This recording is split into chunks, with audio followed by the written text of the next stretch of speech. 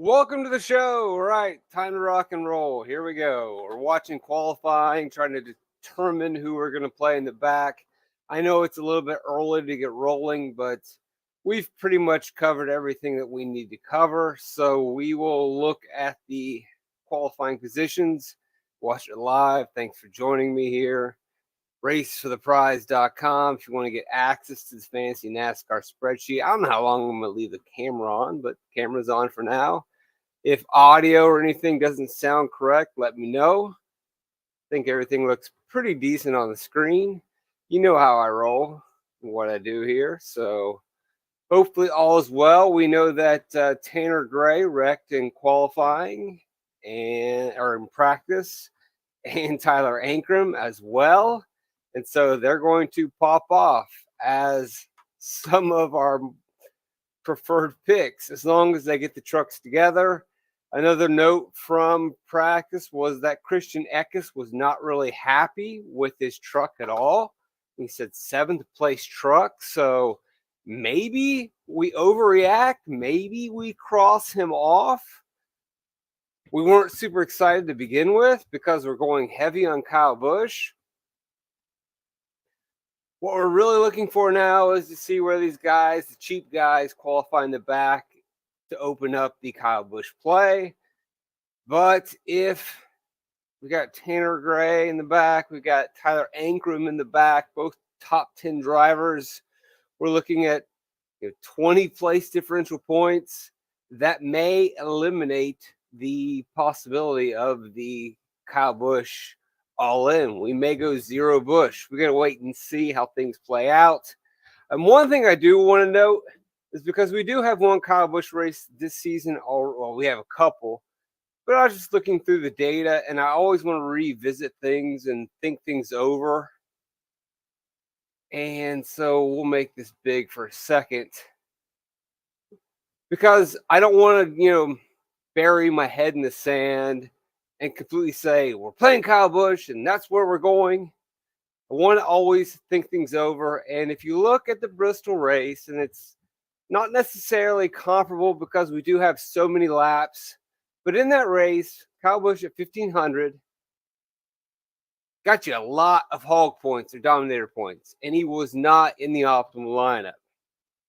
So if we analyze this further, and I know it's Bristol, it's not Texas, and there's not the same amount of laps. But the point is, like, before I'm stubbornly saying I'm playing Kyle Busch and we're triple punting, you have to always revisit, double check, look it over.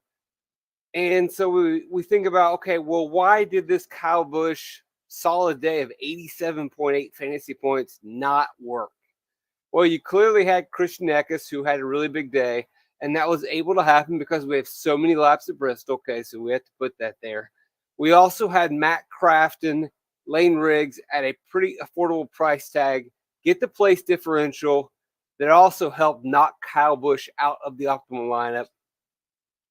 But more importantly, what happened in this Bristol race, which I do not think will happen in the Texas race, especially since what we've seen so far. We got 2 wrecks already in practice.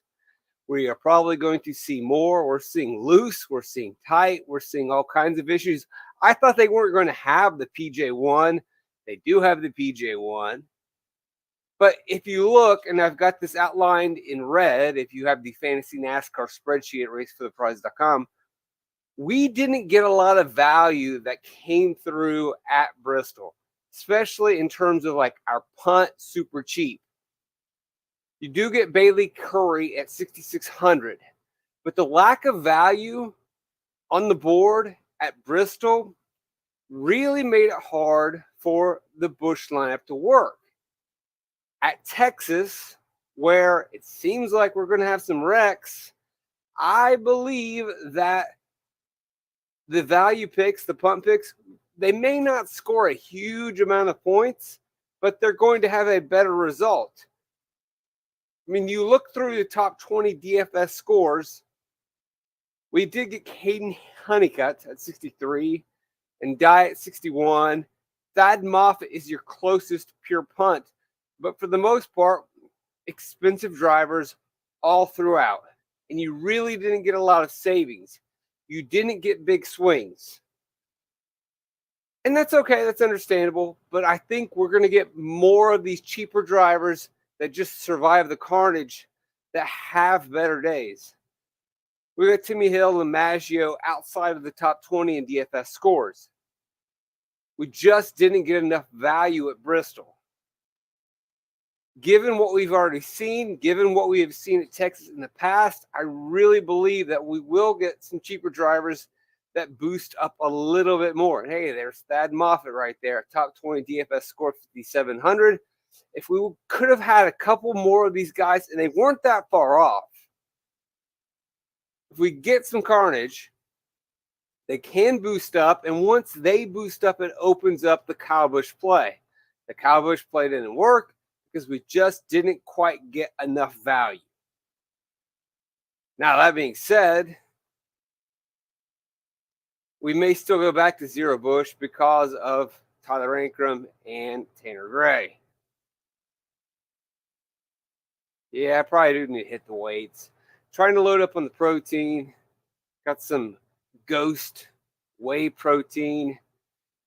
I just don't really know the regimen right now at the moment. Got to look into that. It's something completely foreign to me. But yeah, it's definitely something I'm thinking about. All right, so far, as we look at qualifying, let's put it up and see which direction we're looking in. So, really, we're just staring at the bottom. Memphis, Villarreal. I looked through some of his statistics. This guy doesn't have it. I know people gave me a hard time about looking at late model nonsense racing last week, but this guy does fit the mold of backyard late model racing in Texas, not really having the stats. So Villarreal got himself a ride this week, and I am really not that interested. Although the truck is halfway decent, and if we are straight punting, but I'm not really that encouraged. Boyd is starting exactly where we think he will, and if we're going with Kyle Busch, fine, good. I'm glad he was slow in qualifying. If you watched my video earlier this week, we know we're just going to play him because he's out there turning laps. He wants to protect his race team. He wants to protect his trucks. They don't have a lot of funding. They're brand new. They're just out there turning. And that's probably the best place to be if we're seeing Ankrum wreck. Boom, that's a spot. Gray wreck. You know, if the drivers that are driving and racing, they're going to wreck the cars or trucks.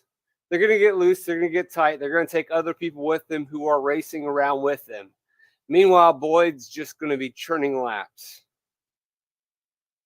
Now we got Brett Holmes at the back. Chris, who's at the? Oh, okay. No, we don't. Sorry. So McGee, I don't think we need to go that deep to McGee. Much rather go with Boyd. Oh, Timmy Hill. Where is Hill at? Dropping to the bottom. That's not good for Timmy Hill, but that is good for us. Although we're going to have to spend a little bit more on Tim. But we know that he is going to be slow and methodical. And again, another guy, maybe like this is where Spencer Boyd wants to be a couple years down the road. Protecting his equipment, especially after wrecking his equipment last week. I like the Timmy Hill play now. So Timmy Hill's jumping up on me if I'm going to go Kyle Busch. But even if I'm not going Kyle Busch and I go with someone else, who we'll have to wait and see who that's going to be. And we can look at laps here in a second. But, you know, Timmy Hill definitely is going to fit the mold if this holds where it is, which it absolutely will. I'm fine with Hill. I'm fine with Boyd at the moment. I mean, Chris Wright, pretty slow, but in a really good truck. It just depends on what his approach is going to be. You know, God, I feel like I've been burned by Chris Wright so many times. But he has plenty of experience. He has a decent truck. I like Stephen Parsons' truck. We got to wait and see where this sits. Really surprised. Thad Moffitt actually made it to a qualifying effort for once. How about that? How about that? Do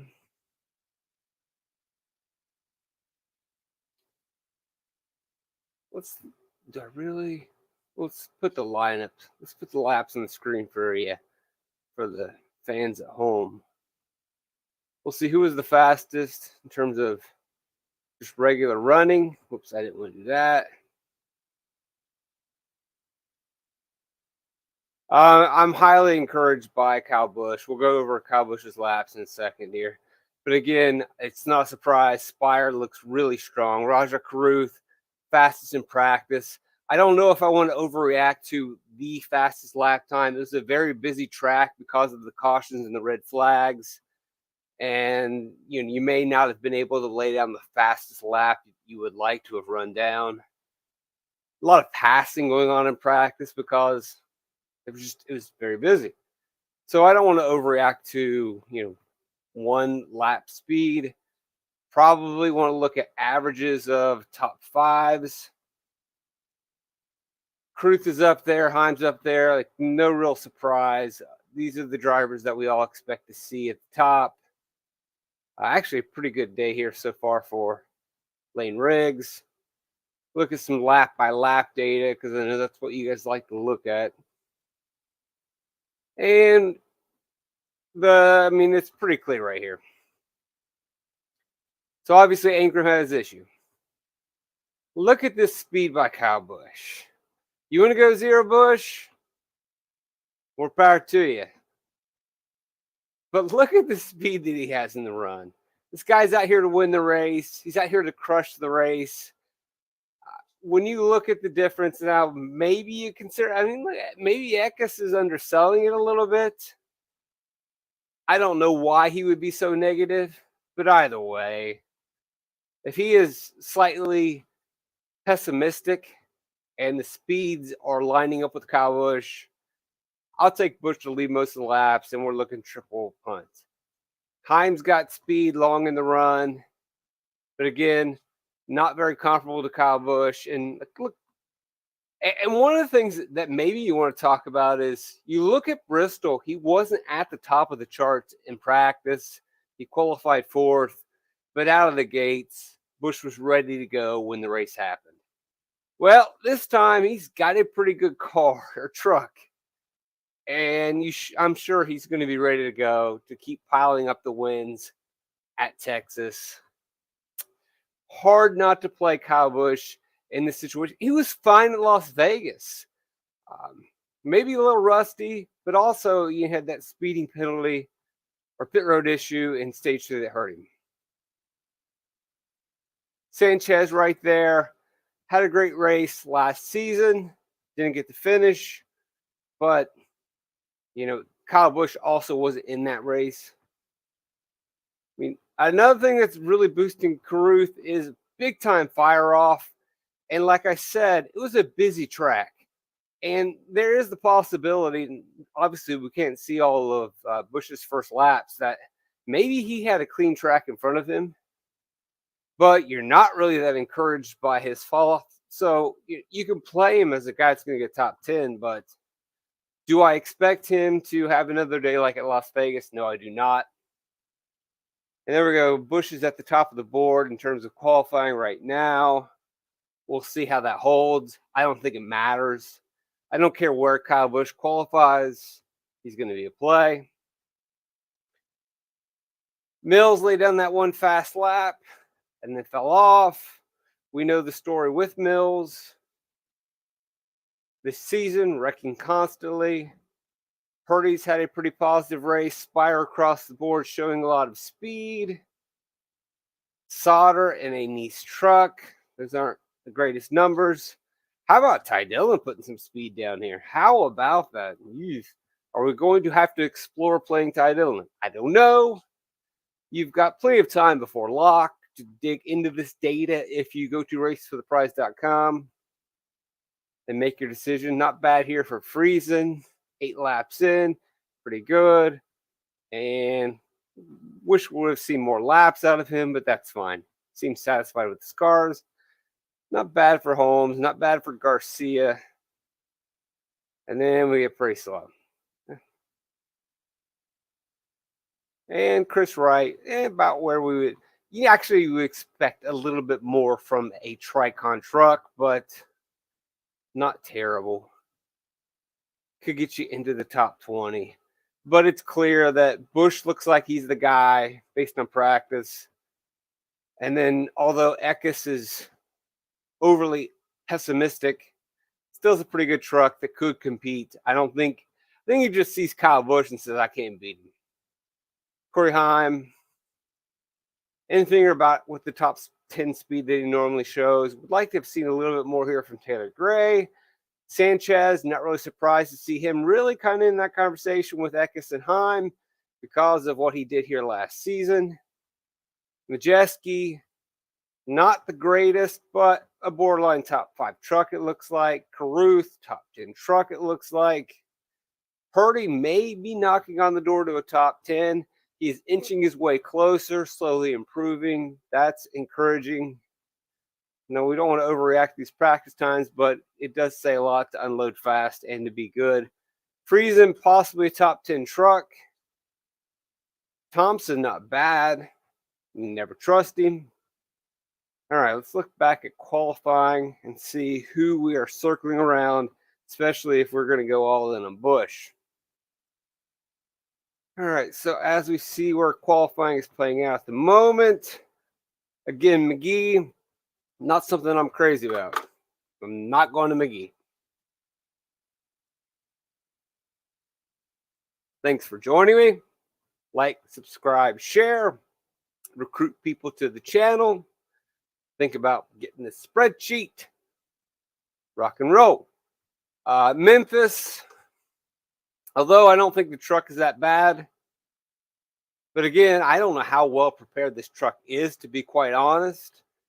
If they didn't know they were going to run the truck necessarily until midway through the week when they picked up some Texas sponsors. You can, though, look at what Villarreal did in his races, like 4 truck races with Rayum, with G2G. He does go out and turn most of the laps. I would imagine he will be very conservative and cautious. So I wouldn't completely wipe him off the board. It's not a play that I would want to go to. But again, with Kyle Busch being a dominant factor, we're going to have to look at some guys we don't necessarily want to play. So 5,200, and you can click on the link in the spreadsheet to see his results. They're not good. They're like 30th, 28th. But he is running the majority of the laps in the race in the Rayum truck. So sure, but if that's the standard, then I would much rather go to a Spencer Boyd, who obviously more experienced, a little bit more trust in him, knows what he's doing, maybe a little less aggressive. Oh, we've seen Busch knocked down by Friesen. That's fine. Extra place differential. Great, whatever. Mason Massey, worth the consideration in a little bit better of a young truck. You worry maybe that Massey might race a little bit more, but Timiel is definitely on our board. He fits exactly the mold of what we want. Play it safe. Get through the race. Survive Texas. Did he win that Texas iRacing during COVID? I can't even remember. Got my Texas UTB, my alma mater. Got my master's degree from the University of Texas Permian Basin out there in Odessa. I had to represent today. Got a slight Texas connection. Why not? So far, we're looking at Hill. We're looking at Boyd. Holmes as well. I don't mind any of those guys. if we look price-wise on these drivers, and, well, we don't want to sort it that way. We want to sort from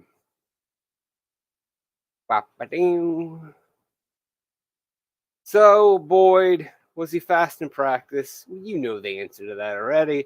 No, and I don't care. Holmes, 25th fastest lap, whatever. Not bad. 24 on average. 17th on the 5-lap average. As I mentioned earlier in the week at podcast, he tends to be a little bit better at the intermediate tracks. We like Mike Shiplett, so definitely like going there if you want to lean into practice. I'm not really worried about Timmy Hill not being incredibly fast. Again, we're going the conservative route there. Parson actually with some decent speed. And that's actually, so far he's up on the board a little bit. We like the Henderson truck. As I've said before, this was a top 10 truck when Kligerman was in it. Probably a top 20 with Parsons. But he is firmly on the board as well. He's going to be, say he'll be on the lead lap as long as he doesn't race too much. That would be my concern with Stephen Parsons is obviously Boyd's going to stay out of trouble. Holmes might dice it up. Timmy Hill, probably more towards the stay out of trouble. Parsons might dice it up. Now, that could give them more upside, but how much more upside are they really going to have? I think I would rather go with the play it safe options in Timmy Hill and in Spencer Boyd. And again, remember, Tanner Gray, not likely to run a qualifying lap, starting in the back, probably going to jam him in. Tyler Ankrum, starting in the back, probably going to jam him in. And to explore that, we've got a lineup over here. Let's see. So we don't need Wallace Allen at the moment. We'll stick with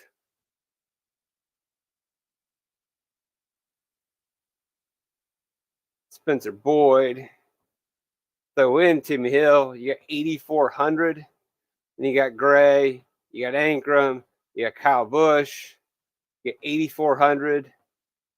And then maybe we'll get another place differential driver that slides in. Wait and see. I mean, you could fit Stuart Friesen, who has showed decent amount of speed and right now is still sitting on the pole. But again, I don't know if he'll be leading laps that long. I'd love to do this video a little bit later once we have all the qualifying data. That's just not going to be the scenario. But hopefully this is pretty helpful in helping you build. I appreciate all you guys checking out the video, liking and subscribing and recruiting more people to the team. It's awesome. It's great. Sweet.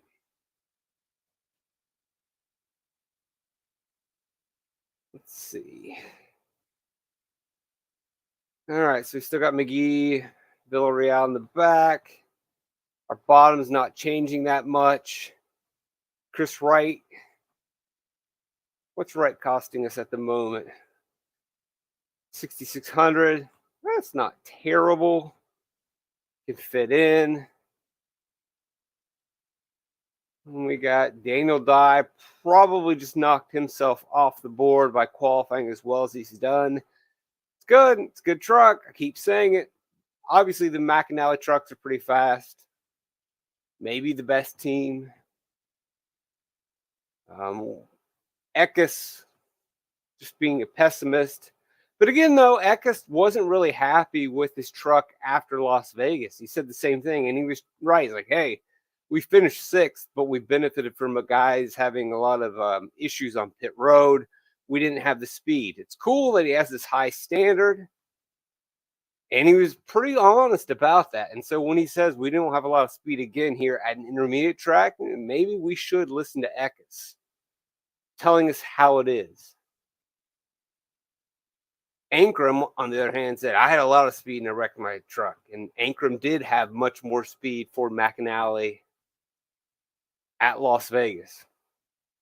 Hopefully the backup's okay, but Ankrum also didn't seem to be that excited about it. But again, if he is starting DFL, then it doesn't have to be that fast to be competitive. Again, they could wreck at any time, but we're going to get cautions. There will be plenty of opportunities to tune up his truck. And again, the field's not, I think he'll be fine.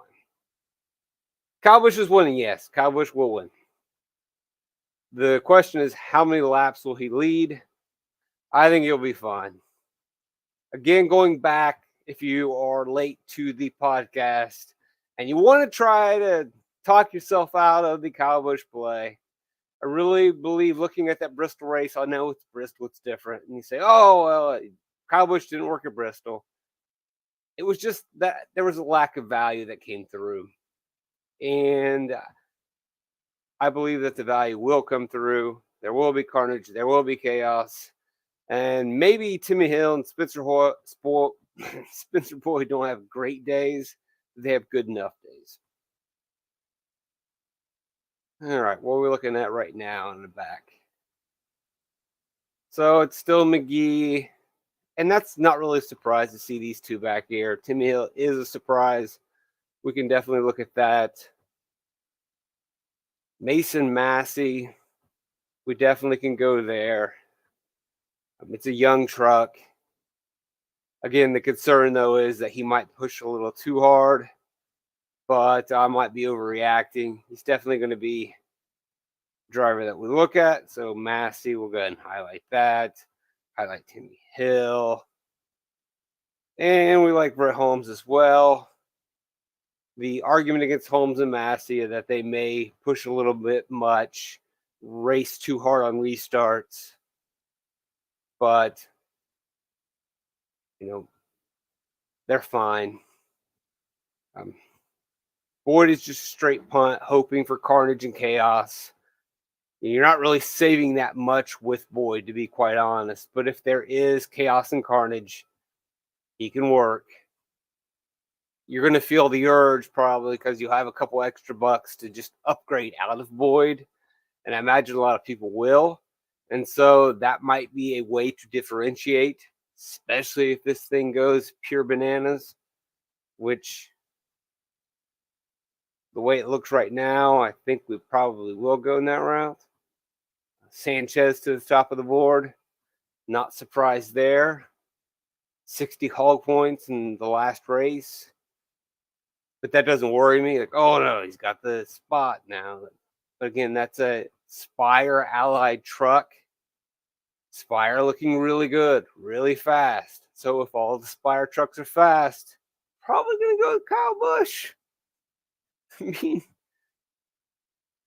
let's see where else we're shaping up. Look at Ty Dillon, fast in practice, and then really did not put down a very good qualifying effort. I don't think I need to go to Ty Dillon. I don't think I want to trust Ty Dillon. I don't want to overreact to practice. If I didn't like Ty Dillon early in the week, then I probably don't like him now. Matt Mills laid down that super fast lap.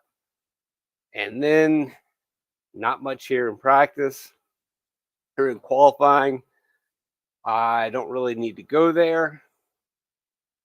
We'll see where he ultimately starts. But it's not deep enough for me to take the risk, and he doesn't offer quite the savings that I want, so I probably won't do that. Obviously, Thad Moffitt's off the board now. Matt Crafton is going to be a possible play, being that he is sitting at, 22? Oh, boy. So you got Matt Crafton in a place differential spot. You've got Tanner Gray in a spot. You got Tyler Ankrum in a spot. So we know Tanner's going to be in the back. We know Tyler's going to be in the back. 82. Let's see. Does that fit? Sure enough, it does. Ewan Busch, Ankrum Gray, Matt Crafton. Only a double punt. We don't even have to triple punt. We were expecting to triple punt. Heck, you can probably upgrade Boyd to Let's see. You can get up to Massey. Obviously, Thad Moffat's not there for us. So there we go. We can see the qualifying order now.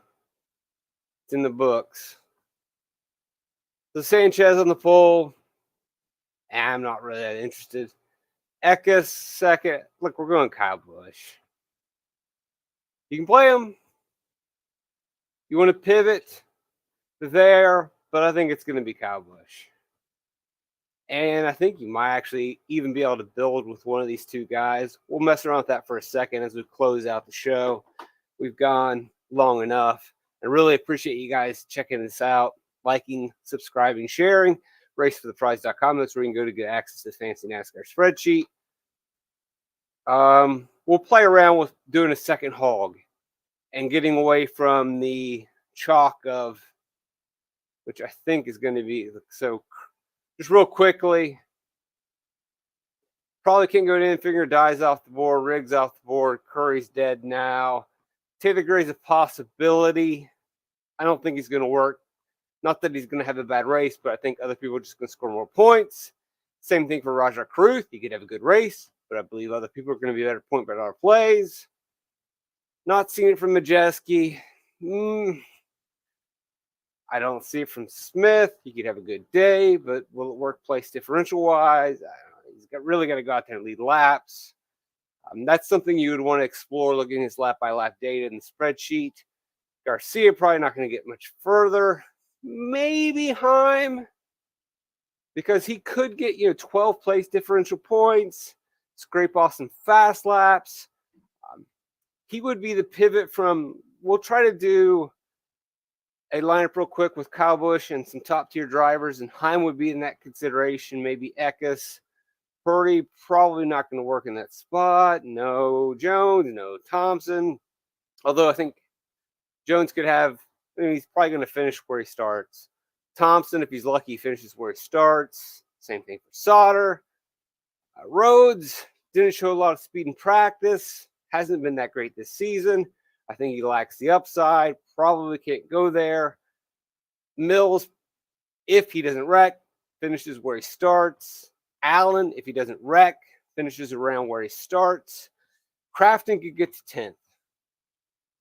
And he is not very expensive. Good. Moffitt, nope. Dillon, I just can't do it. But we are getting to people that can benefit from attrition and from the wrecks. And that's why I hesitate just a second. But I remember he just has not been so good this season. Practice laps are fine. I will not completely erase Ty Dillon, because he qualified in a position where he can benefit from carnage. Parsons, he's fine, but I think other guys are going to give us a little bit more. Same thing from Chris Wright. He is fine, but ultimately when I'm picking Parsons, when I'm picking Wright, I'm looking for attrition, avoiding wrecks, and those same situations or circumstances are going to benefit drivers that are cheaper and that are starting further back. I don't believe that Parsons in a better truck gives us that much more of a degree of fantasy points. Same thing, Chris Wright. It's truck on truck. But how much is that really going to matter in the end? Because we're really banking on wrecks and restarts. And the problem with having a better truck is you try to race more. And so you open yourself up to being one of those wrecks. And so then we start to really warm up the homes.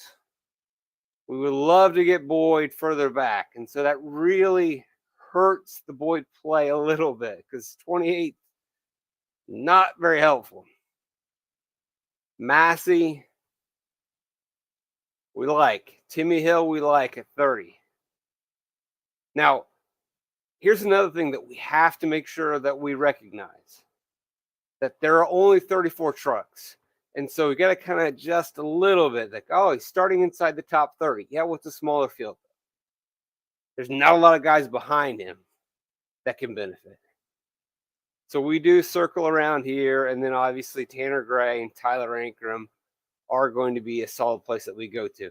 So as we wrap up, let's do the lineup with, we'll put Eckes in because he gives a little bit more money. And obviously you can't do that at 3,700. So then you got to sacrifice one of these guys. And if I'm sacrificing one, we'll go with the dollar guy. I would much rather keep Tyler Ankrum, but he is so expensive. So let's go to the back. We'll stick with Boyd since we've talked so much about him. And we got 6,900. And that opens up Curry's not in play. Riggs is not in play. Dye is not in play. I guess Chris Wright. I guess Ty Dillon. Possibly Stephen Parsons. Or we leave 1,000 on the table with Timmy Hill. I don't really like that. And putting Corey Hyman there makes it even more difficult. If we really think Kyle Busch is going to run away with it. So that's what that looks like. And I can't imagine not playing Tanner Gray and both Tyler Ankrum. Ultimately, I think you got to play both of them. But